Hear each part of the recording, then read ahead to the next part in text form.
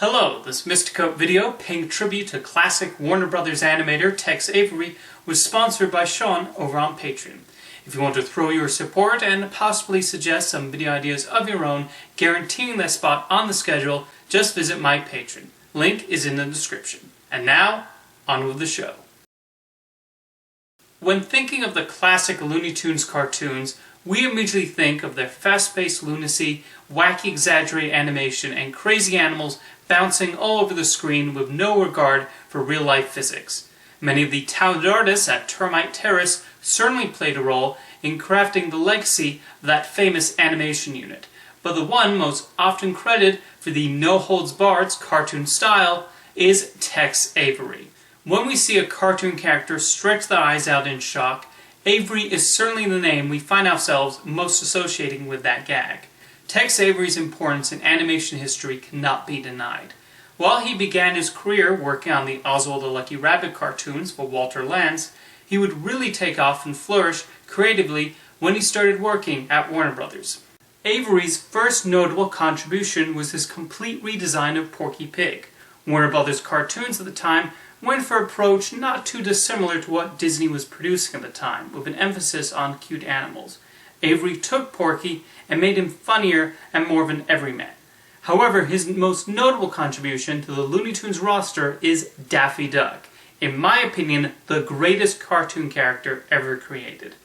Introduced in Porky's Duck Hunt as a crazy bird, fully intent on messing with Porky, Avery established an unhinged personality and the classic Looney Tunes persona of somebody out of their mind and not afraid of wreaking havoc and annoying those around them.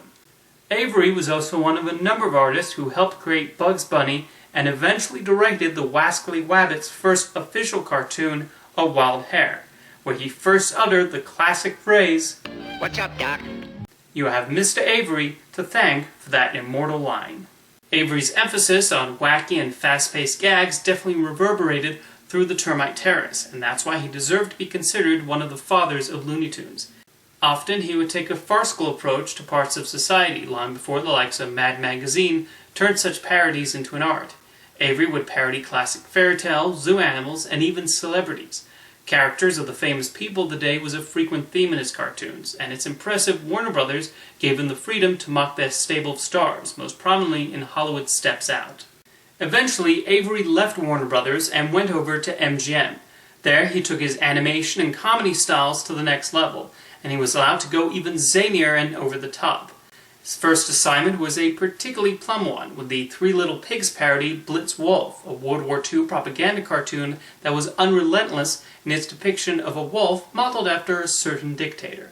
Of the classic propaganda cartoons from that time, Blitz Wolf definitely stands as the funniest and sharpest.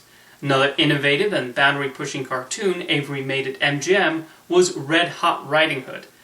An example of how cartoons from the era were allowed to get away with the Hays Code restrictions a lot easier than live-action films, Avery went for broke in depicting a wolf who finds himself losing his mind at the sight of red. The animation on the wolf is brilliant, and the result is a classic that deserves to be watched and studied forever. Another lasting legacy Tex Avery left at MGM was Droopy.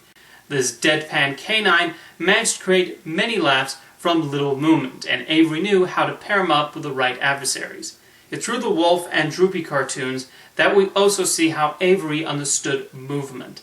The timing in his cartoons is note perfect. Hanna-Barbera's Tom and Jerry shorts were the more prestigious and celebrated shorts at MGM, but history has definitely been kind to Avery's incredible cartoons at the studio. His last major cartoon stop was at Walter Lantz Studios, working under the same man who helped launch his animation career. While there, he worked on playing around with Chilly Willy, the cute penguin always getting into all kinds of shenanigans. While Avery only directed 4 shorts for the studio, cartoons like The Legend of Rockabye Point and I'm Cold have more than earned their place in cartoon history. Eventually, Avery made his way to commercials, and he more than handled the transition to the limited animation style common on television at the time. He even got the chance to animate Bugs Bunny and Elmer Fudd for Kool-Aid. Really, what I presented was merely a sampling of Tex Avery's incredible work over the years. There's a reason he is as revered and respected as Chuck Jones and Friz Freleng when discussing the great Looney Tunes directors, and his cartoons at MGM are just as iconic.